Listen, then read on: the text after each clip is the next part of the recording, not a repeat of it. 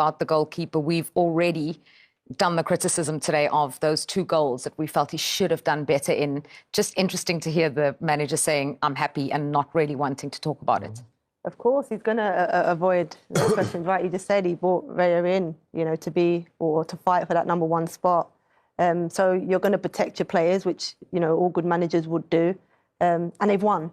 So I think he's not lying in saying that they're in there jumping around, because we saw the reaction at the end of the game. Raya was the first player to go up to Declan Rice and arm round him and celebrate. So I think they will be in there celebrating that 3 points, because it's a huge 3 points. And I think you might have got a different answer maybe if the 2 errors led to a draw or a defeat. I think the fact that they'll probably just, sweep it under the carpet and move on to the next. Good point, yeah.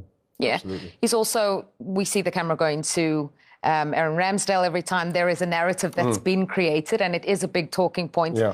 And I think for Arteta to then make a change, he'd have to admit he's made a mistake or he was wrong in the first place. Well, this is why, it's a tough question for him to answer. And I totally understand that the interviewer has to ask the question, but you've got to remember that he's the one that brought this on the team, brought it on the club, and bringing a goalkeeper in that he's made his #1. So if that goalkeeper then makes a mistake and you ask him about it, he's probably going to swerve the question. So at the end of the day, all that will do, it probably galvanise him to continue to play him and have the faith in him. But at the same time, the main thing is Arsenal winning and the team winning, and that's all he'll be thinking about right now, Mikel. And yet, at the end of the day, it's a 4th Premier League win in a row for Arsenal. They found a way to win, Ian. Well, that's what you have to do, and especially you're chasing down a Manchester City side, who we know when they get to the second part, like the second part of the season, like you get into the Februarys, and they go on that run.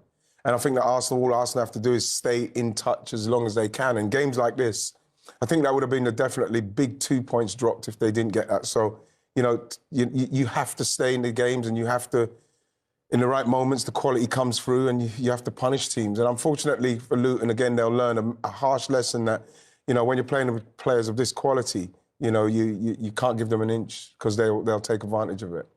Yeah, absolutely. Arsenal 4-3 winners at Kenilworth Road.